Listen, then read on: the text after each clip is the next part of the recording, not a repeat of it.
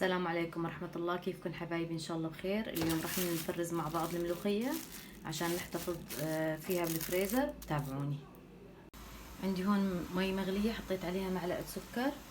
بسم الله الرحمن الرحيم. هلا بنحط الملوخية. طبعا الملوخية مغسليتها شي 5-6 مرات، ضلكم تغسلوها لحد ما ميتها تصير بيضة بيضة، لأنه بتلم كتير تراب ووسخ.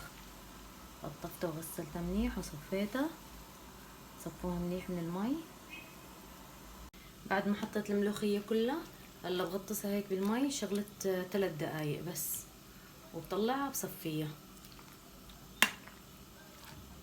خليها 3 دقايق بس وبنشيلها. وهلا بعد 3 دقايق طفيت الغاز، وهلا بشيلهم صفين بحطهم مصفاية. بسم الله الرحمن الرحيم. نخليهم لحد ما تصفي ميتهم على الأخير، ما بدنا ولا نقطة مي فيهم.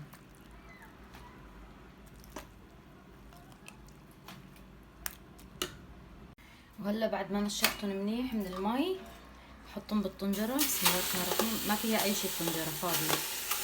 حطهم بضل بقلب فيهم بنشفهم.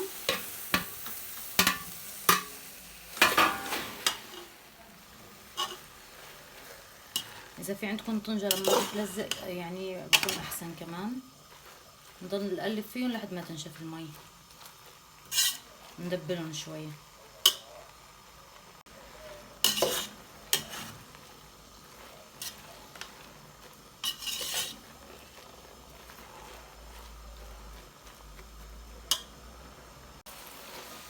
بضل اقلب فيهم يعني شغلة 5 دقايق هيك لحد ما اتاكد انه المي نشفت ودبلوا شوي معي.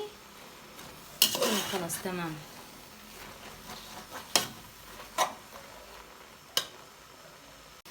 وهلا هيك تمام. طفي النار وبتركهم لحد ما يبردوا شوي. بعد ما بردتن شوي فردتن على محارم، فيكن تفردون على فوط المطبخ. بتركوا لحد ما يبردوا على الاخير، وتاكدوا انه ما ضل فيهم مي. هن ما فيهم مي ان شاء الله، بس بتركوا لحد ما يبردوا وبعدين بنفرزهم بالكياس. وهلا بعد ما بردوا معي الملوخيات بحطهم بكيس ليمونه. اذا بدكم تخزنوهم لمده طويله تجيبوا كاس ليمونه اللي بتتسكر. انا طبخه واحده يعني راح اخزنه انا شغله شهر هيك مش اكتر، بس بتخزنوا معاكم لمده سنه عادي. وبس تعبوه بالكيس اهم شي تاكدوا انه الكيس ما ضل فيه هواء، يعني بتفضوا الهواء منه بالاخير وبتسكروه منيح. انا راح احطه بكيسين هيك واحطه بالفريزر. هيك بكون صار جاهز معنا. فيكم تخزنوا كميات كبيرة تحتفظوا فيها لمدة طويلة.